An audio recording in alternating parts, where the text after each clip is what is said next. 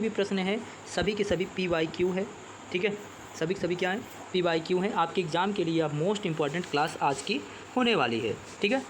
तो आइए देखते हैं आज के क्या महत्वपूर्ण क्वेश्चंस बनते हैं। पहला प्रश्न देखते हैं। पहला प्रश्न कहा गया जल का इलेक्ट्रोसिस किसका उदाहरण है। जो जल का इलेक्ट्रोसिस होता है वह किसका उदाहरण है ये बताना है आपको। यहाँ पे दिया गया ऑप्शन दिया गया है संयोजन अभिक्रिया, अपघटन अभिक्रिया, विस्थापन प्रतिक्रिया या फिर ऊष्माक्षेपी अभिक्रिया। ध्यान दीजिएगा, कहा गया है जल का इलेक्ट्रोसिस किसका उदाहरण है, तो जो अपघटन प्रतिक्रिया होती है उसका यह उदाहरण हो जाता है, ठीक है। यानी कि इस तरीके से ऑप्शन नंबर बी हमारा करेक्ट आंसर यहाँ पे देखने को मिल जाएगा, ठीक है। अगला प्रश्न देखते हैं। देखिए, आप अगर चाहें तो हमें व्हाट्सएप ग्रुप पर, टेलीग्राम ग्रुप पर या फिर इंस्टाग्राम पर भी इसी नाम से आप जो है सर्च कर सकते हैं, ठीक है। अगर कोई दिक्कत आती है आप इंस्टा पर मैसेज कर सकते हैं, टेलीग्राम ग्रुप ज्वाइन कर सकते हैं या व्हाट्सएप ग्रुप में भी आप जुड़ सकते हैं, ठीक है। आइए अगले प्रश्न को देखते हैं। हमारा अगला प्रश्न है, ध्यान दीजिए, अगला प्रश्न है निम्नलिखित में से किस अभिक्रिया में अभिकारकों के बीच आयनों का आदान प्रदान होता है। बताया है कि निम्नलिखित में से किस अभिक्रिया में जो है अभिकारकों के बीच जो है आयनों का आदान प्रदान होता है ये बताना है। विस्थापन में, अपघटन में, दोहरा विस्थापन में या फिर संयोजन में। तो अगर करेक्ट आंसर की बात करें तो दोहरा विस्थापन जो होता है द्विक विस्थापन होता है। दोहरे विस्थापन को और क्या कहा जाता है, द्विविस्थापन भी कहा जाता है। क्या कहा जाता है, द्विविस्थापन भी कहा जाता है, ठीक है। तो निम्नलिखित में से किस अभिक्रिया में अभिकारकों के बीच आयनों का जो है आदान प्रदान होता है, तो दोहरा विस्थापन पे। ऑप्शन नंबर सी यहाँ पे हमारा करेक्ट आंसर देखने को मिल जाएगा, ठीक है। अगला प्रश्न देखते हैं। अगला प्रश्न कहा गया यहाँ पे, क्या कहा गया है, प्राकृतिक गैस का जलना किसका उदाहरण है। जो प्राकृतिक गैस होती है उसका जलना किसका उदाहरण होता है ये बताना है। एंडोथर्मिक प्रतिक्रिया का, ऊष्माक्षेपी प्रतिक्रिया का, संयोजन प्रतिक्रिया का या फिर अपघटन प्रतिक्रिया का। बताना यह है कि जो प्राकृतिक गैस का जो जल जाता है उसका किसका जो है उदाहरण है, ठीक है। तो ऑप्शन नंबर यहाँ पे सही क्या हो जाएगा, किसका उदाहरण है, तो ऊष्माक्षेपी अभिक्रिया का। ऑप्शन नंबर बी हमारा यहाँ पे करेक्ट आंसर देखने को मिल जाएगा। अगला प्रश्न देखते हैं। अगला प्रश्न कहा गया आपसे, ध्यान दीजिए,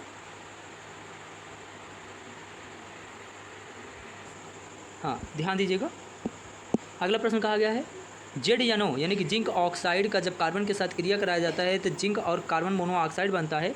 तो इस अभिक्रिया में ऑक्सीकृत और अपचयित होने वाले पदार्थ क्रमशः हैं। बताना यह है कि जो पदार्थ है वह क्या क्या है।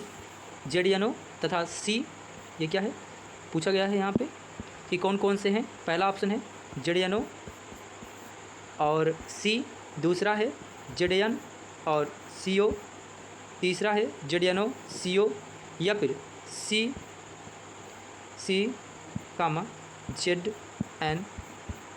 ध्यान दीजिए, यहाँ पे ऑप्शन नंबर ए भी हमारा करेक्ट आंसर है और ऑप्शन नंबर जो डी है यह भी करेक्ट आंसर हो जाएगा। इस तरीके से ऑप्शन सी, ऑप्शन ए या फिर डी दोनों ही हमारे करेक्ट आंसर हो जाएंगे, ठीक है। अगला प्रश्न देखते हैं।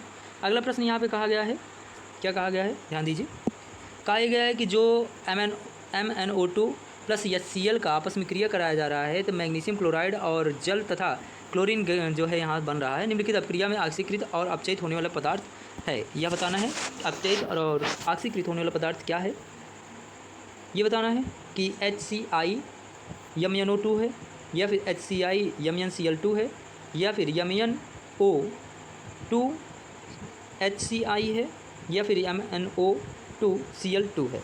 तो यहाँ पे करेक्ट आंसर की बात करें तो ऑप्शन नंबर ए हमारा करेक्ट आंसर हो जाएगा HCl MnO2, ठीक है।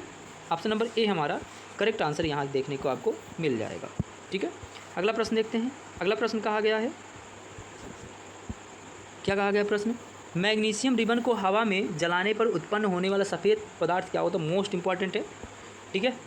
क्या होता है ये बताना है। मैग्नीशियम कार्बोनेट होता है, मैग्नीशियम नाइट्रेट होता है, मैग्नीशियम ऑक्साइड होता है या फिर मैग्नीशियम हाइड्रोक्साइड होता है। बताना यह है कि छठवें का करेक्ट आंसर क्या हो जाएगा, तो क्या होता है, मैग्नीशियम ऑक्साइड होता है। क्या होता है, मैग्नीशियम ऑक्साइड होता है, ठीक है। ऑप्शन नंबर सी हमारा यहाँ पे करेक्ट आंसर हो जाएगा। अगला प्रश्न देखते हैं। अगला प्रश्न कहा गया यहाँ पे कि बुझा हुआ चूना और जल के बीच अभिक्रिया किसका उदाहरण है। संयोजन अभिक्रिया का, अपघटन अभिक्रिया का, ऊष्माक्षेपी अभिक्रिया का या फिर ए और सी दोनों? बताइए करेक्ट आंसर क्या हो जाएगा। तो अगर बुझा हुआ चूना की बात करें तो यहाँ पे ऑप्शन नंबर क्या क्या सही हो जाएगा बताइए। तो ए और सी दोनों मतलब संयोजन अभिक्रिया भी है और साथ ही साथ ऊष्माक्षेपी भी अभिक्रिया है। इस तरीके से दोनों का आंसर क्या हो जाएगा, ऑप्शन नंबर डी हमारा करेक्ट आंसर यहाँ देखने को मिल जाएगा। ठीक है, अगला प्रश्न देखते हैं। अगला प्रश्न कहा गया यहाँ पे, क्या कहा गया अगला प्रश्न, फेरस सल्फेट के तापीय अपघटन से प्राप्त होता है। फेरस सल्फेट के तापीय अपघटन से प्राप्त होता है, क्या प्राप्त होता है, SO2, SO3, Fe2SO3, Fe2O3 या फिर उपयुक्त सभी? बताइए कि यहाँ पे करेक्ट आंसर क्या हो जाएगा। तो अगर फेरस सल्फेट के तापीय जो है अपघटन से प्राप्त होता है, क्या प्राप्त होता है, SO2 भी प्राप्त होता है, SO3 भी, Fe2O3 भी प्राप्त होता है। इस तरीके से ऑप्शन नंबर डी हमारा करेक्ट आंसर यहाँ पे हो जाएगा। ठीक है, अगला प्रश्न देखते हैं। अगला प्रश्न कहा गया यहाँ पे, बुझा चूना पत्थर को गर्म करके बिना बुझा चूना बनाना किसका उदाहरण है। संयोजन अभिक्रिया का, अपघटन अभिक्रिया का, विस्थापन अभिक्रिया का या फिर ऊष्माक्षेपी अभिक्रिया का। तो करेक्ट आंसर क्या हो जाएगा यहाँ पे, ये बताना है आपको। तो कौन सा अभिक्रिया है, अपघटन अभिक्रिया है। ऑप्शन नंबर बी हमारा करेक्ट आंसर हो जाएगा। अगला प्रश्न देखते हैं। अगला प्रश्न है, लेड नाइट्रेट के ऊष्मीय अपघटन में कौन सा नहीं बनता है। ये बताना है लेड नाइट्रेट के ऊष्मीय अपघटन में कौन सा नहीं बनता है, PbO, NO2, N2 या फिर O2। तो अगर हम बात करें लेड नाइट्रेट यानी कि PbNO3, ध्यान दीजिए किसका, लेड नाइट्रेट की बात करें PbNO3 कि ऊष्मीय अपघटन से कौन नहीं बनता, ये पूछा गया है।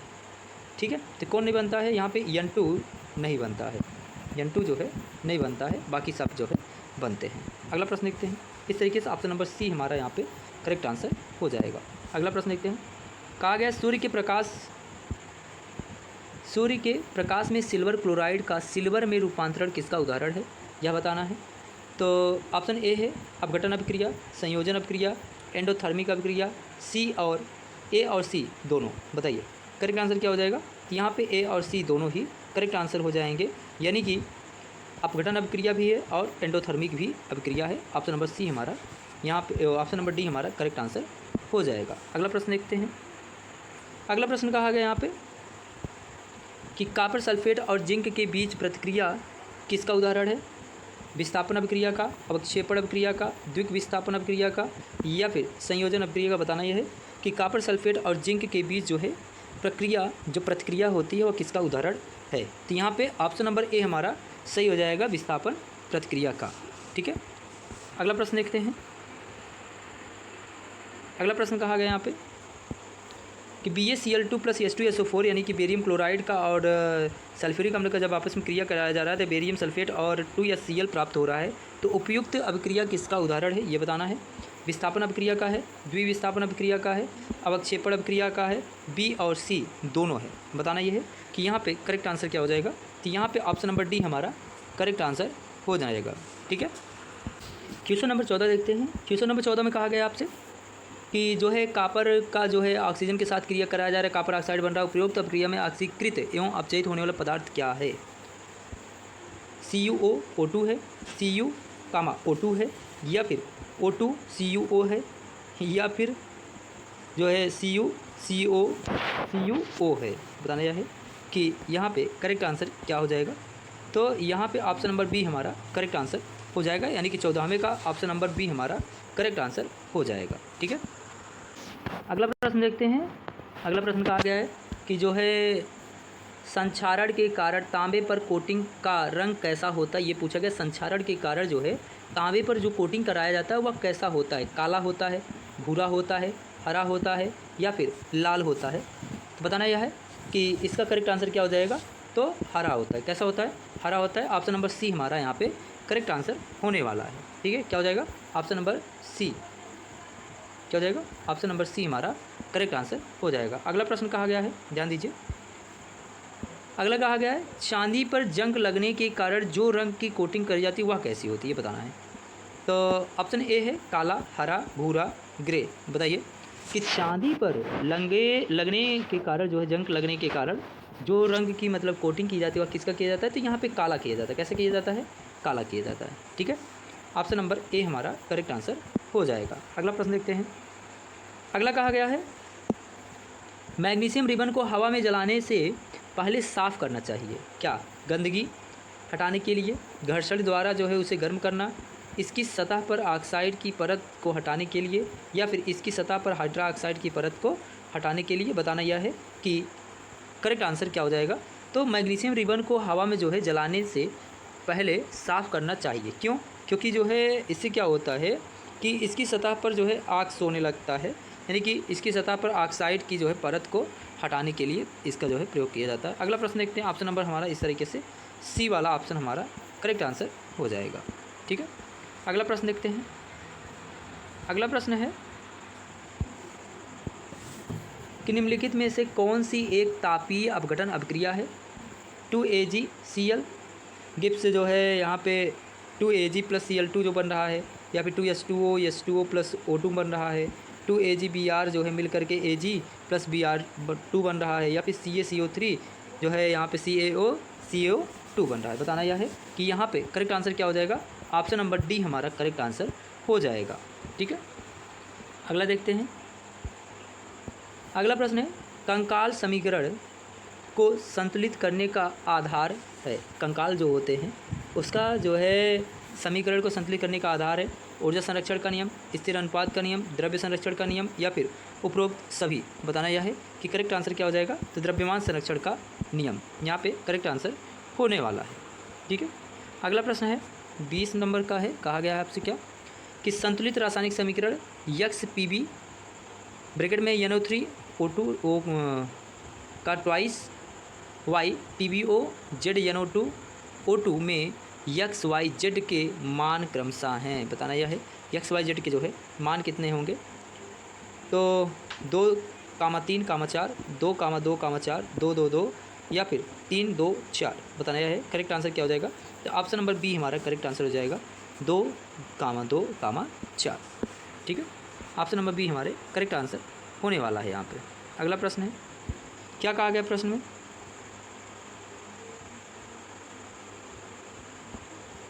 जब कैल्शियम ऑक्साइड में पानी मिलाया जाता है तो क्या होता है।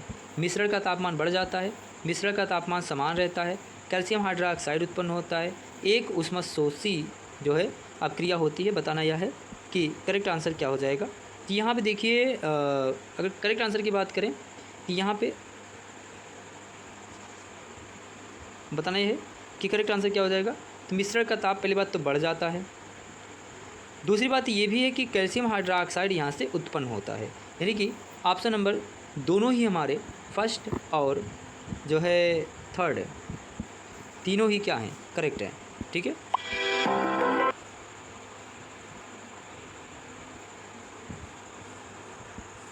आगे बढ़ते हैं। ये देखो इतने सारे ऑप्शंस दिए गए, फर्स्ट थर्ड सेकंड थर्ड, या फिर जो है फर्स्ट सेकंड फोर्थ, और यहाँ पे फोर्थ दिया गया। तो हमने बताया क्या कि यहाँ पे ऑप्शन नंबर जो है हमारा कौन सही हो जाएगा।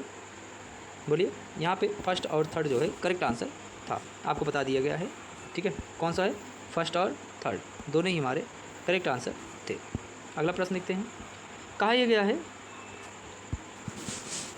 ध्यान समझेंगे, जब सोडियम सल्फेट और बेरियम क्लोराइड को घोल को जो है मिलाया जाता है तो क्या होता है।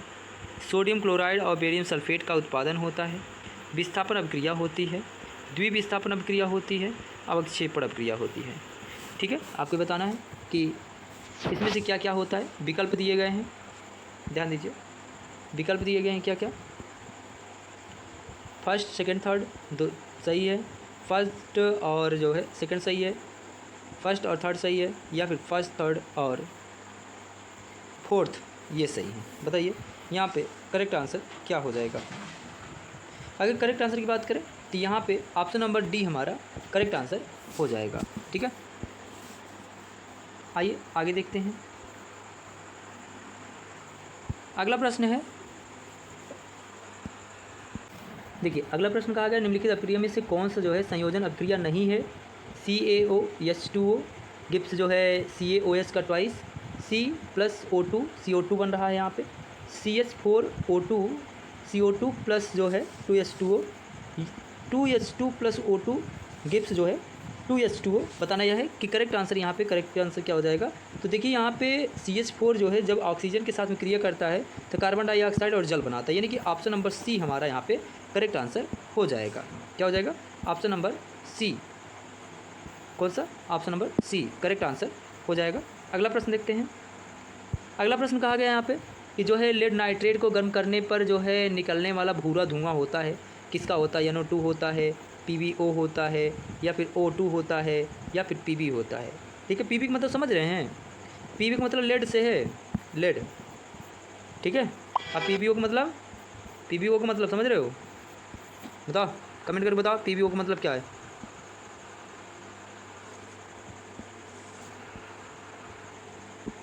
तो यहाँ पे करेक्ट आंसर क्या हो जाएगा? Option number A NO2। अगला प्रश्न देखते हैं। कहा ये गया है, इसमें क्या कहा गया है कि कुछ समय तक सूर्य के प्रकाश में रखने के बाद सफ़ेद सिल्वर क्लोराइड का रंग कैसा हो जाता है, ये बताना है। सफ़ेद हो जाता है, लाल हो जाता है, ग्रे कलर का हो जाता है, या पीला हो जाता है, बताना ये कि करेक्ट आंसर क्या हो जाता है इसका। तो अगर कुछ समय जो है सूर्य के प्रकाश में अगर सिल्वर क्लोराइड को जो है रख दिया जाए तो वो कैसे कलर का हो जाता है? ग्रे कलर का हो जाता है। ऑप्शन नंबर सी हमारा यहाँ पे करेक्ट आंसर हो जाएगा। क्या हो जाएगा? Option number C. अगला प्रश्न देखा जाए। अगला प्रश्न कहा गया है, क्या कहा गया है ध्यान दीजिए। निम्नलिखित में से कौन सी प्रतिक्रिया काले और सफ़ेद फोटोग्राफी में उपयोग की जाती है? FeCuSO4, FeSO4 प्लस Cu, यानी कि जो आयरन है अगर कॉपर सल्फेट से क्रिया कराता है तो आयरन सल्फेट और कॉपर बन रहा है, या फिर 2AgBr जो है जब विखंडित होगा तो Ag2Br2 बनाएगा, 2H2O, H2 plus O2, Pb जो है NO3 का ट्वाइस जब ये टूटेगा तो PbO4 NO2 प्लस O2 बनाएगा। बताना यह है कि यहाँ पे करेक्ट आंसर क्या हो जाएगा। तो ऑप्शन नंबर बी हमारा करेक्ट आंसर हो जाएगा। ठीक है, क्या हो जाएगा? ऑप्शन नंबर बी हमारा करेक्ट आंसर हो जाएगा। अगला प्रश्न देखते हैं। अगला प्रश्न देखो क्या कहा गया है यहाँ पे, ध्यान दीजिए। कहा गया है कि नीचे दिए गए अभिक्रिया के बारे में कौन से कथन गलत हैं, ये बताना है। 2PbO प्लस C, यानी कि कार्बन जो है क्रिया कर रहा है यहाँ पे, तो 2Pb प्लस CO2 बन रहा है। बताना यह है कि यहाँ पे क्या हो रहा है, जो सीसा यानी कि लेड है वह कम हो रहा है, कार्बन डाइऑक्साइड का ऑक्सीकरण हो रहा है, कार्बन का ऑक्सीकरण हो रहा है, या फिर लेड ऑक्साइड का अपचयन हो रहा है। बताना यह है कि यहाँ पे करेक्ट आंसर क्या हो जाएगा। कूट देखिए ध्यान से, कूट क्या क्या दिए गए हैं यहाँ पे कि जो है पहला और तीसरा सही है, पहला और तीसरा सही है, पहला तीसरा और दूसरा तीसरा सही है। बताना यह है कि करेक्ट आंसर क्या है। तो ये दोनों ही करेक्ट आंसर हो जाएंगे यहाँ पे, ध्यान दीजिए। अगला प्रश्न है, प्रश्न क्या कहा गया है कि जब Fe2O3 का अगर Al के साथ में क्रिया कराया जाए तो Al2O3 बन रहा है, प्लस साथ साथ ही आयरन बन रहा है। तो यह जो अभिक्रिया है यह किस प्रकार की अभिक्रिया है? संयोजन अभिक्रिया है, द्विविस्थापन अभिक्रिया है, अपघटन अभिक्रिया है, विस्थापन अभिक्रिया है। बताना यह है कि यहाँ पे करेक्ट आंसर क्या होने वाला है। तो यहाँ पे करेक्ट आंसर हो जाएगा ऑप्शन नंबर डी, यानी कि विस्थापन अभिक्रिया जो है हमारा करेक्ट आंसर होने वाला है। ठीक है, ऑप्शन नंबर डी हमारा करेक्ट आंसर हो जाएगा। ठीक है, अगला प्रश्न देखते हैं। अगला प्रश्न देखिए, कहा गया है यहाँ पे कि जब लोहे के जो है भार में तन हाइड्रोक्लोरिक अम्ल का जो है मिलाया जाता है तो क्या होता है? हाइड्रोजन और गैस और आयरन क्लोराइड उत्पन्न होता है, क्लोरीन गैस और आयरन हाइड्रोक्साइड उत्पन्न होता है, कोई प्रतिक्रिया नहीं होती, लौह लवण एवं जल उत्पन्न होते हैं। बताना ये है कि करेक्ट आंसर क्या हो जाएगा यहाँ पे। तो हाइड्रोजन गैस और आयरन क्लोराइड उत्पन्न होते हैं, यानी कि ऑप्शन नंबर ए यहाँ पे हमारा करेक्ट आंसर हो जाएगा। 29 का ऑप्शन नंबर ए क्या हो जाएगा? ऑप्शन नंबर ए हमारा करेक्ट आंसर हो जाएगा। अगला प्रश्न देखते हैं। अगला प्रश्न कहा गया यहाँ पे कि निम्नलिखित अभिक्रिया में कौन सी रासायनिक प्रतिक्रिया की विशेषता है? राज्य में परिवर्तन, रंग में परिवर्तन, गैस का विकास, उपरोक्त सभी। बताना यह है कि करेक्ट आंसर क्या हो जाएगा। तो उपरोक्त सभी, ऑप्शन नंबर डी यहाँ पे करेक्ट आंसर हो जाएगा। आइए चैप्टर नंबर 2 की चर्चा करते हैं। इसमें जो भी इम्पोर्टेंट प्रश्न बनने वाले हैं सभी की हम लोग चर्चा करने वाले हैं। ठीक है, तो यहाँ पे बात करें अगर हम लोग बहुविकल्पी प्रश्नों की, ध्यान दीजिए, बहुविकल्पी प्रश्नों को ध्यान में बहुत ही रखिएगा क्योंकि यही आपको 20 नंबर क्लियर करा देते हैं। ठीक है, आपको इस एग्ज़ाम में कुल मिला के 23 नंबर प्राप्त करना होता है 100 नंबर में से। आपको यहीं पे जो है सारी नंबर्स क्लियर हो जाएंगे भैया, ठीक है। इसलिए मेरे प्यारे बच्चों ध्यान दीजिएगा आप लोग कि 20 प्रश्न आपका यहीं से MCQ से ही श्योर हो जाएगा। इसलिए इन सभी प्रश्नों को बहुत ही ध्यान से देखिएगा और जो भी ना समझ में आया करें कमेंट करके अवश्य बता दिया करें कि हाँ सर हमको यहाँ पे इशू आ रहा है, ठीक है। आइए देखते हैं आज के प्रश्नों को। पहला प्रश्न है, मानव शरीर पीएच सीमा के भीतर कुल कुशलतापूर्वक कार्य करता है। क्या कहा गया यहाँ पे, फिर से देखेंगे। मानव शरीर पीएच सीमा के भीतर कुशलतापूर्वक कार्य करता है। कितने पे? 5.6 से कम पर, 5.5 से कम पर, 7 से 7.8 के बीच, या फिर 0 से 14 के बीच। बताना यह है कि आपका करेक्ट आंसर यहाँ पे क्या हो जाएगा। ध्यान दीजिए यहाँ पे करेक्ट आंसर क्या हो जाएगा। 7 से, अगर 7 से लेकर के 7.8 के बीच में रहता है तो मानव शरीर के भीतर यह कुशलतापूर्वक कार्य करता है, यानी कि ऑप्शन नंबर सी हमारा यहाँ पे करेक्ट आंसर हो जाएगा। अगर आप हमसे किसी भी तरीके से जुड़ना चाहते हैं तो आप हमारे व्हाट्सएप ग्रुप पे जुड़ सकते हैं, टेलीग्राम पे भी जुड़ सकते हैं, साथ ही साथ इंस्टाग्राम पे भी जुड़ सकते हैं। मोबाइल नंबर है 7408434951। आप चाहते हैं अगर क्लासेस करना, थ्योरी की क्लासेस आपको क्लास में दी जाती है, जबकि MCQ की क्लासेस आपको YouTube चैनल पर दे दी जाती है, जिससे आपका संपूर्ण तैयारी हो जाता है, ठीक है। अगर हमसे किसी तरीके से जुड़ना चाहते हैं तो व्हाट्सएप ग्रुप, टेलीग्राम ग्रुप और साथ ही साथ इंस्टाग्राम पर भी इसी नाम से आप जुड़ सकते हैं। आइए अगला देखते हैं। अगला प्रश्न क्या कहा गया है यहाँ पे। अगला प्रश्न कहा गया है आपसे कि हमारे दांतों की सड़न तब शुरू होती है जब मुंह का pH हो जाता है। बताना यह है कि हमारे दांतों की सड़न कब शुरू होती है, जब हमारे मुंह का जो है pH मान हो जाता है। कितना? 7 से कम, 5.5 से कम, 5.6 से कम, या फिर 5.5 से कम। बताना यह है 5.5 से अधिक। बताना यह है कि करेक्ट आंसर क्या हो जाएगा। तो यहाँ पे करेक्ट आंसर क्या हो जाएगा, 5.5 से लेकर के अगर कम हो जाता है इसका मतलब यह है कि आपके मुंह में अम्लीयता बढ़ती जाएगी, ठीक है, जिसके कारण क्या होगा कि हमारे दांतों में सड़न शुरू हो जाता है, ठीक है। यानी कि अगर 5.5 से कम हमारे मुंह का pH मान हो जाता है तो हमारे दांतों में सड़न स्टार्ट हो जाता है। ऑप्शन नंबर बी हमारा यहाँ पे करेक्ट आंसर हो जाएगा। क्या हो जाएगा? Option number B. अगला प्रश्न देखते हैं। अगला प्रश्न कहा गया है आपसे, ध्यान दीजिएगा। अगला प्रश्न क्या कहा गया है, ध्यान देना मेरे बच्चों।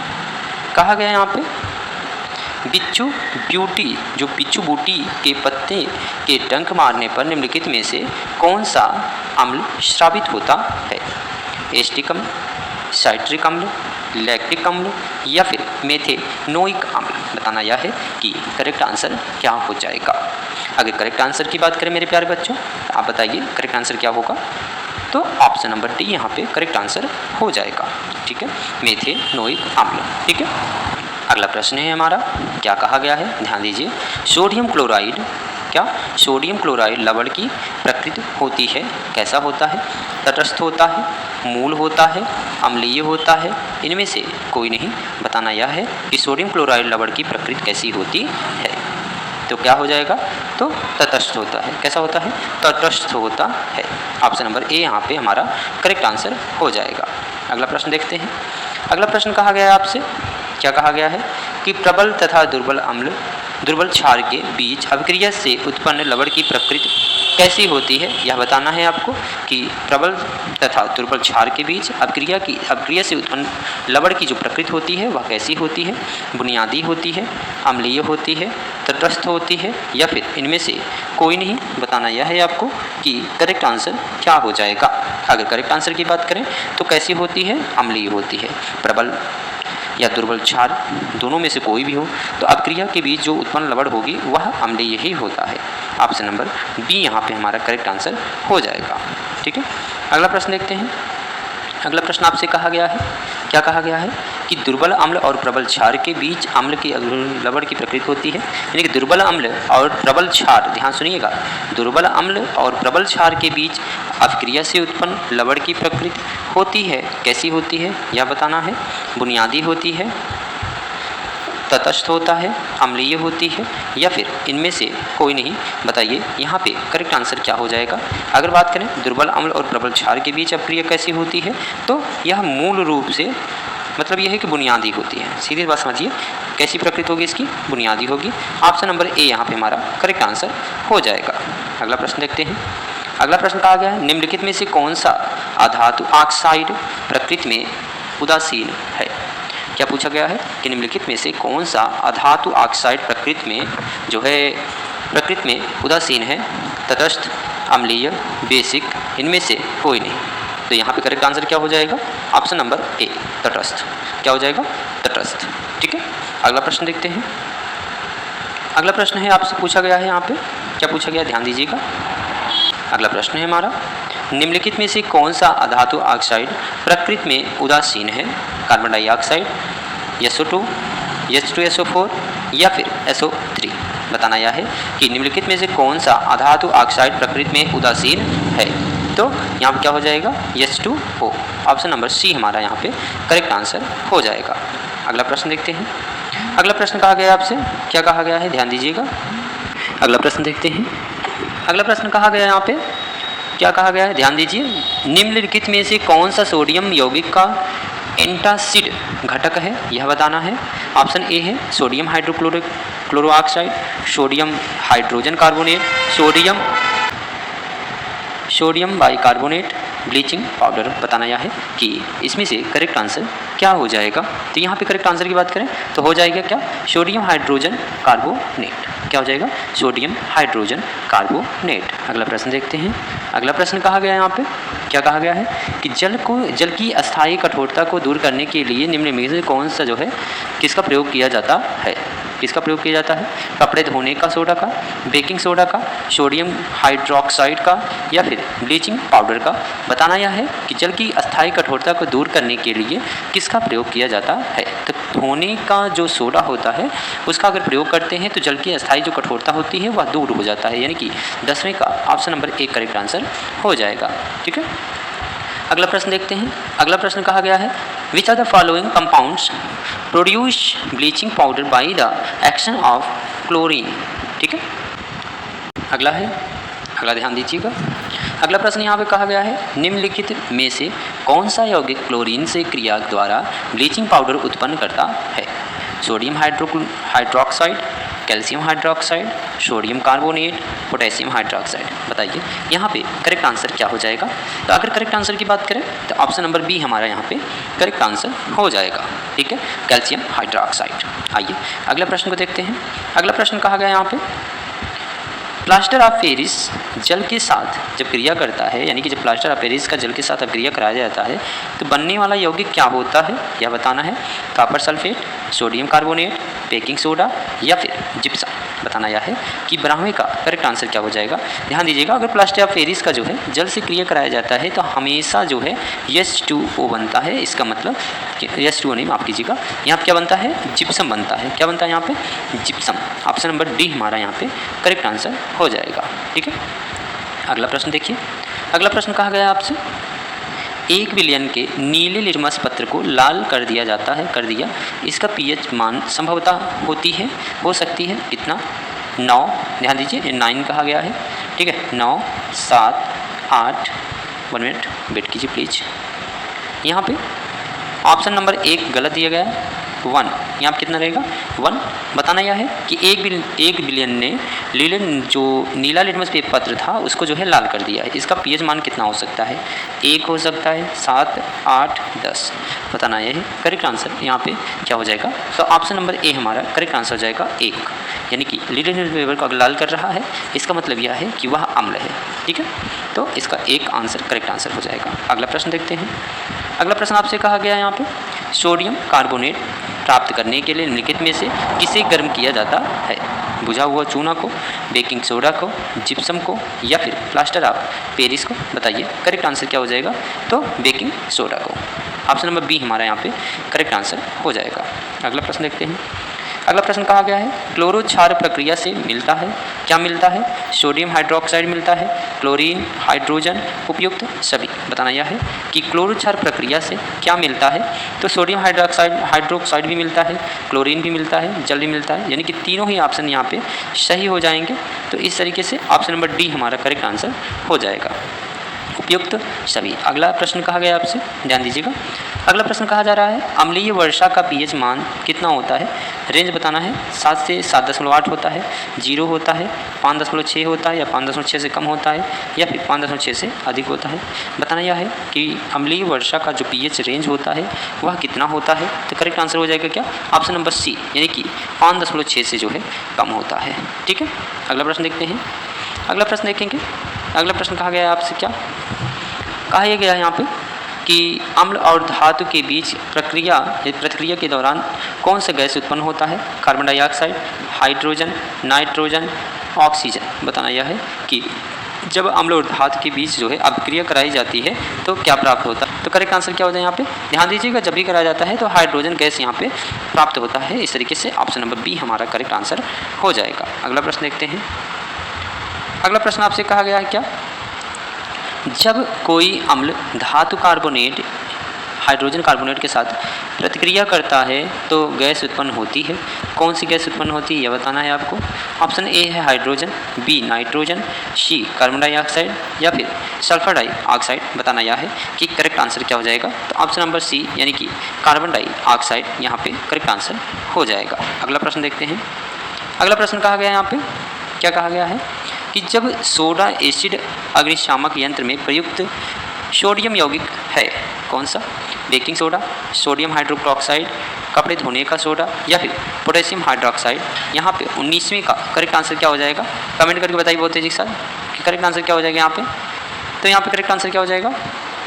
का, यानी baking soda. Option number A हमारा करेक्ट आंसर हो जाएगा। अगला प्रश्न देखते हैं। अगला प्रश्न कहा गया है आपसे, ध्यान दीजिएगा।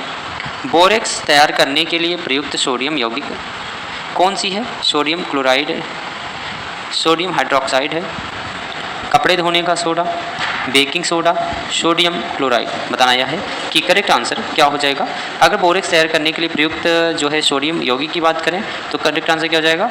वॉशिंग सोडा, यानी कि कपड़े धोने का सोडा। यहाँ पे करेक्ट आंसर हो जाएगा। अगला प्रश्न कहा गया है कि निम्नलिखित में से कौन सा एक जो है प्राकृतिक सूचक नहीं है? प्राकृतिक सूचक नहीं है यह बताना है। लिटमस, हाइड्रेंजिया की पंखुड़ी, मिथाइल ऑरेंज, या फिर हल्दी। बताना यह है कौन प्राकृतिक सूचक नहीं है। देखिए ध्यान सुनिएगा, सूचक किसे कहते हैं काफ़ी बार पूछा गया है। तो सूचक क्या होता है? जो अम्ल तथा क्षार दोनों के गुणों के बारे में बताए, यानी कि जो भी पदार्थ आप लिए हैं वह अम्ल है या क्षार है, इसके बारे में जो बताता है वही कहलाता है क्या? सूचक कहलाता है। ठीक है, अच्छा सूचक कितने प्रकार का होता है? तो सूचक 2 प्रकार का होता है। एक अम्लीय सूचक होता है, एक क्षारीय सूचक होता है। अर्थात सूचक कितने प्रकार का? तो सूचक 2 प्रकार का। ठीक है, तो वही पूछा गया है, ध्यान दीजिएगा। एक अम्लीय नहीं, सॉरी, एक प्राकृतिक सूचक होता है, एक कृत्रिम सूचक होता है। प्राकृतिक सूचक ऐसे सूचक होते हैं जो प्रकृति के द्वारा प्राप्त हैं, और कृत्रिम सूचक ऐसे सूचक होते हैं जो मनुष्यों द्वारा बनाए जाते हैं। ठीक, अगला प्रश्न देखते हैं। तो इसका करेक्ट आंसर क्या हो जाएगा? Option number C, methyl orange. ठीक है, अगला प्रश्न देखते हैं। अगला प्रश्न कहा गया है यहाँ पे, क्या कहा गया है? कहा गया है कि उदासीन माध्यम में लिटमस विलयन का रंग कैसा होता है? बैगनी, लाल, नीला, हरा, नीला हरा। बताना यह है कि करेक्ट आंसर क्या हो जाएगा यहाँ पे। तो ऑप्शन नंबर ए, यानी कि बैगनी। कैसा हो जाएगा? बैगनी। ठीक है, अगला प्रश्न देखते हैं भैया। अगला प्रश्न कहा गया मित्रों, क्या कहा गया है? निम्नलिखित में से कौन सा एक सिंथेटिक सूचक है? लिटमस, चाइना रोज की पंखुड़ियाँ, हल्दी, या फिर फिनोल्फथीन। बताना यह है करेक्ट आंसर क्या हो जाएगा। तो क्या हो जाएगा यहाँ पे? फिनोल्फथीन। ठीक है, ऑप्शन नंबर डी हमारा यहाँ पे करेक्ट आंसर हो जाएगा। अगला प्रश्न देखते हैं। अगला प्रश्न कहा गया है यहाँ पे कि निम्नलिखित में से कौन सा एक जो है ग्रहण सूचक है? हल्दी, लिटमस, प्याज, मिथाइल ऑरेंज। बताना यह है कि 24वें का करेक्ट आंसर क्या हो जाएगा।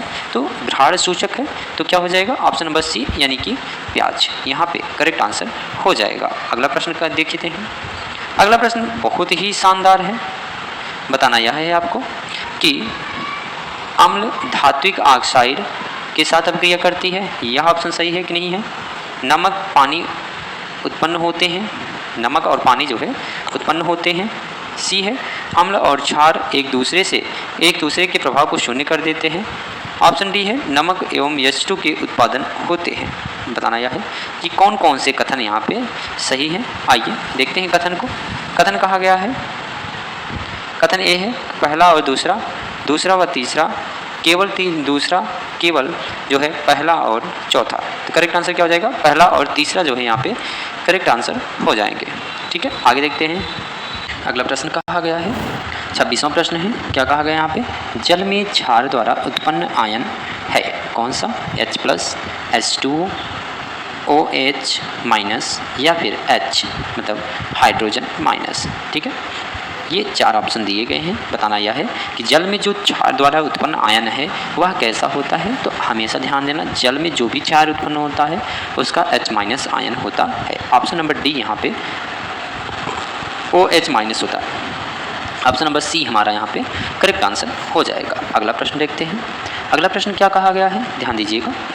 अगला प्रश्न कहा गया है जल में घुलनशील क्षार कहलाते हैं, क्या कहलाते हैं, मजबूत आधार, कमजोर आधार, एल्काइड या फिर क्षार। बताना यह है करेक्ट आंसर क्या हो जाएगा। तो जल में घुलनशील क्षार क्या कहलाते हैं, तो क्षार कहलाते हैं। अगला प्रश्न देखते हैं। अगला प्रश्न कहा गया है यौगिक दे दिया गया, एक सूत्र दिया गया है आपको, एक सूत्र दिया गया है, पूछा गया है जो ये CaOCl2 है वह उसका नाम क्या है। बताइए, ब्लीचिंग पाउडर है, बेकिंग सोडा है, बेकिंग पाउडर है या फिर वाशिंग सोडा है। बताना यह है कि चारों में से करेक्ट आंसर क्या हो जाएगा। तो अगर बात करें CaOCl2 की तो ये क्या है, bleaching powder. Option number A correct answer हो जाएगा। अगला प्रश्न देखते हैं। अगला प्रश्न कहा गया है बेकिंग जो सोडा है उसका रासायनिक नाम क्या है, sodium hydroxide, sodium carbonate, sodium hydrogen carbonate या फिर सोडियम ऑक्साइड। बताना यह है कि करेक्ट आंसर क्या हो जाएगा। तो यहाँ पे करेक्ट आंसर क्या हो जाएगा, sodium hydrogen carbonate. Option number C यहाँ पे करेक्ट आंसर हो जाएगा। अगला प्रश्न देखते हैं। अगला प्रश्न कहा गया है आपसे, कथन है, ध्यान दीजिएगा। सोडियम हाइड्रोजन कार्बोनेट को जब गर्म किया जाता है तो क्या प्राप्त होता है, कार्बोनेट प्राप्त होता है, सोडियम कार्बोनेट, कार्बन डाइऑक्साइड प्राप्त होता है, जल का सोडियम लवण बनता है या फिर जल बनता है। बताना है कि कथन कौन सा सही है। आपके कथन दिए गए यहाँ पे, ध्यान दीजिएगा कथन को। पहला कथन, पहला और तीसरा सही है, पहला तीसरा इसमें भी सही दिया गया है, और दूसरा तीसरा चौथा सही है या फिर पहला दूसरा चौथा सही है। तो करेक्ट आंसर क्या हो जाएगा, तो पहला दूसरा और चौथा सही है, जबकि विकल्प नंबर 2 गलत है। इस तरीके से ऑप्शन नंबर डी हमारा करेक्ट आंसर हो जाएगा। अगला बात करते हैं। अगला प्रश्न कहा गया है यहाँ पे, ध्यान दीजिएगा।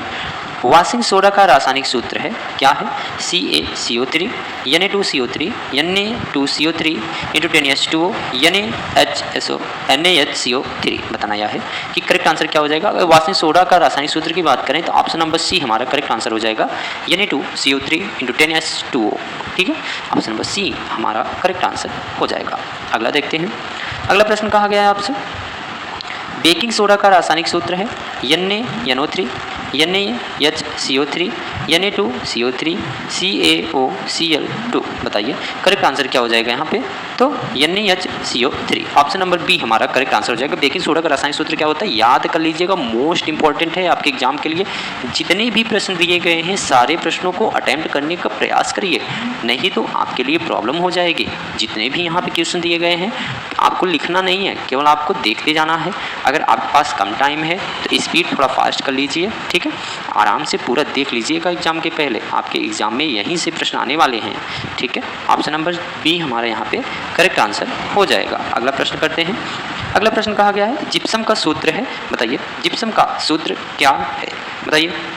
ऑप्शन ए है CaSO4 × ½ H2O, ऑप्शन बी है CaSO4, सी है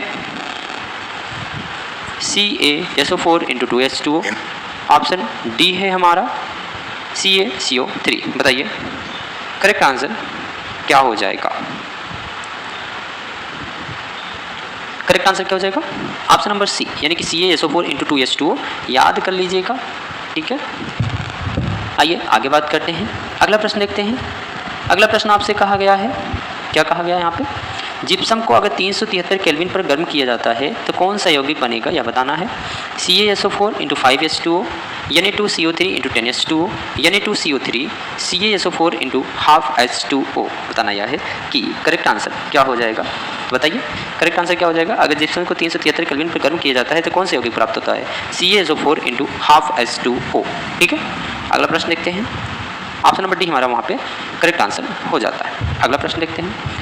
अगला प्रश्न कहा गया है यहाँ पे, क्या कहा गया है, ध्यान दीजिएगा। यौगिक CaSO4 × 12H2O का सामान्य नाम क्या है, अभी बताया गया है, प्लास्टर ऑफ पेरिस। क्या हो जाएगा, प्लास्टर ऑफ पेरिस, यहाँ पे करेक्ट आंसर हो जाएगा। ठीक है, अगला प्रश्न देखते हैं। अगला प्रश्न कहा गया है, हाइड्रोजन कॉपर सल्फेट का रासायनिक सूत्र क्या है। देखिए बताइए, हाइड्रोजन कॉपर सल्फेट, क्या हाइड्रोजन कॉपर सल्फेट का रासायनिक सूत्र क्या है। तो करेक्ट आंसर क्या हो जाएगा, option number B CuSO4 × 5H2O। क्या हो जाएगा, option number B CuSO4 × 5H2O। अगला प्रश्न देखते हैं। अगला प्रश्न कहा गया है, क्या कहा गया है, कहा गया है कि निम्नलिखित में से किस यौगिक का रासायनिक नाम कैल्शियम सल्फेट हेमीहाइड्रेट है। बताइए कि कौन सा ऐसा यौगिक है जिसका रासायनिक जो है नाम कैल्शियम सल्फेट हेमीहाइड्रेट है। तो किसका नाम होता है, तो प्लास्टर ऑफ पेरिस का जो नाम होता है वह क्या है, calcium sulphate hemihydrate. Option number इस तरीके से सी हमारा करेक्ट आंसर हो जाएगा। अगला प्रश्न देखते हैं। अगला प्रश्न आपसे कहा गया है, अगला प्रश्न कहा गया आपसे, ध्यान दीजिए। अगला प्रश्न है कि 1 बिलियन जो है लाल लिटमस पेपर को नीला कर देता है, उसका पीएच मान कितना है, 1 है, 4 है, 5 है, 10 है। बताइए करेक्ट आंसर क्या हो जाएगा, तो 10 है। Option number D correct answer हो जाएगा। अगला प्रश्न देखते हैं। अगला प्रश्न कहा गया है कि एक घोल कुचले हुए अंडे के छिलकों के साथ प्रतिक्रिया करके गैस देता है, तो चूने के पानी को दूधिया कर देता है, तो घोल क्या है, NaCl है, HCl है, LiCl है या फिर KCl है। बताइए करेक्ट आंसर क्या हो जाएगा। तो यहाँ पे करेक्ट आंसर क्या हो जाएगा, HCl हाइड्रोक्लोरिक अम्ल है। कैसा है, हाइड्रोक्लोरिक अम्ल है। अगला प्रश्न कहा गया है, ध्यान दीजिएगा। प्रश्न कहा गया यहाँ पे, अगला प्रश्न कहा गया है कि NaOH के 10 ml विलयन को HCl के साथ दिए गए विलयन के 8 ml द्वारा पूर्णतः उदासीन पाया गया है। यदि हम NaOH के उसी विलयन के 20 ml लें तो उदासीन करने के लिए आवश्यक HCl विलयन की मात्रा होगी 4 ml, 8 ml, 12 ml, 16 ml। तो कितने ml की आवश्यकता होगी, 16 ml की आवश्यकता होगी। अगला प्रश्न देखते हैं। अगला प्रश्न कहा गया है यहाँ पे कि निम्नलिखित में से किस प्रकार की दवा का उपयोग अपच के इलाज के लिए किया जाता है। तो करेक्ट आंसर क्या हो जाएगा, एंटासिड का। किसका होता है, एंटासिड का। ठीक है, ध्यान दीजिए। अगर आपके एग्जाम में अति लघुत्तरीय प्रश्न या लघुत्तरीय प्रश्न पूछा जाएगा, 2 नंबर का आएगा, पूछा जाएगा संकेतक क्या है या फिर पूछा जाएगा सूचक क्या है। सूचक क्या है, तो वे पदार्थ जो अम्लीय या क्षारीय विलयनों में रंग बदलकर अम्लों या क्षारकों की पहचान कराने में मदद करते हैं, वो क्या कहलाते हैं, सूचक कहलाते हैं। अच्छा, सूचक 2 प्राकृतिक सूचक के नाम पूछा जा सकता है, तो बता दीजिएगा, हल्दी और लिटमस 2 हो जाएंगे। आगे पूछा जा सकता है आपसे कि 2 सिंथेटिक संकेतकों का जो है उदाहरण दीजिए, तो मिथाइल ऑरेंज हो जाएगा, फिनोल्फथीन हो जाएगा। ठीक है, घ्राण सूचक क्या है, वे पदार्थ जो अम्लीय और क्षारीय विलयनों में गंध बदलते हैं, यानी कि वे पदार्थ जो अम्लीय और क्षारीय विलयनों में गंध बदलते हैं घ्राण सूचक कहलाते हैं। अगला पूछा जा सकता है आपसे, घ्राण सूचकों की 3 उदाहरण दीजिए। क्या क्या हो जाएगा, वेनिला हो जाएगा, प्याज हो जाएगा, लौंग हो जाएगा। अच्छा, पूछा जा सकता है आपसे सार्वभौमिक सूचक क्या है, तो क्या कहेंगे आप, यह कई संकेतकों का मिश्रण है जो एक विलयन में हाइड्रोजन आयनों की विभिन्नता यानी कि सांद्रता पर अलग अलग रंग दिखाता है। अगला प्रश्न पूछा जा सकता है आपसे कि जब अम्ल किसी धातु के साथ क्रिया करता है तो सामान्यतः कौन सी गैस मुक्त होती है, तो हाइड्रोजन गैस मुक्त होती है। क्या गैस मुक्त होती है, कौन सी, हाइड्रोजन गैस मुक्त होती है। ठीक है, अगला प्रश्न पूछा जा सकता है कि जब अम्ल धातु कार्बोनेट हाइड्रोजन कार्बोनेट के साथ प्रक्रिया करती है यानी क्रिया करती है तो कौन सी गैस मुक्त होता है, तो कार्बन डाइऑक्साइड गैस यहाँ से मुक्त होती है। अगला प्रश्न आपसे हो सकता है पूछ ले कि अम्ल और क्षार के बीच प्रक्रिया क्या है, नमक और पानी। अगला प्रश्न देखते हैं। अगला प्रश्न पूछा जा सकता है कि हाइड्रोनियम ऑक्सोनियम आयन क्या है। जलीय विलयन में अगर बात करें हाइड्रोनियम और ऑक्सीनियम की, तो ध्यान दीजिएगा, जलीय विलयन में अम्ल द्वारा उत्पादित H+ आयन तुरंत जल के विलयन के साथ अभिक्रिया करके HO3+ आयन में परिवर्तित हो जाता है, जिसे हाइड्रोनियम या ऑक्सीनियम आयन के रूप में जाना जाता है। आज के लिए इतना ही। ध्यान दीजिए, आप चाहें तो इसमें जो है इसकी शॉर्ट ले सकते हैं, ये भी कुछ प्रश्न आपसे पूछे जा सकते हैं, ठीक है। हाँ, जैसे देखिए यहाँ पे इंपॉर्टेंट प्रश्न है, ब्लीचिंग पाउडर का सूत्र बताइए, तो याद किया रहेगा CaOCl2। पूछा जाता है बेकिंग जो है सोडा जो होता है उसका रसायन नाम क्या है, तो सोडियम हाइड्रोजन कार्बोनेट, ठीक है। इस तरीके से पूछा जा सकता है। देखिए यहाँ पे पूछा गया है कि जो है सोडियम वाशिंग सोडा का रासायनिक सूत्र लिखिए, तो Na2CO3 × 10H2O होता है, ठीक है। वाशिंग सोडा का रासायनिक नाम क्या है, हाइड्रेट सोडियम कार्बोनेट होता है, ठीक है। इस प्रकार से आपसे प्रश्न पूछा जा सकता है, याद कर लीजिएगा। सभी जितने भी आपको दिखाई दे रहे हैं इसकी शॉर्ट ले लीजिएगा, आपके लिए मोस्ट इंपॉर्टेंट काम करने वाले हैं। जितने भी यहाँ पे दिए जा रहे हैं सभी प्रश्न आप इसकी शॉर्ट ले करके देख लीजिएगा। अगर आपको नहीं आता है बताइएगा, समझा देंगे। मिलते हैं अगले वीडियो में, तब तक के लिए दीजिए मैं इजाज़त। धन्यवाद। जय हिंद, जय भारत।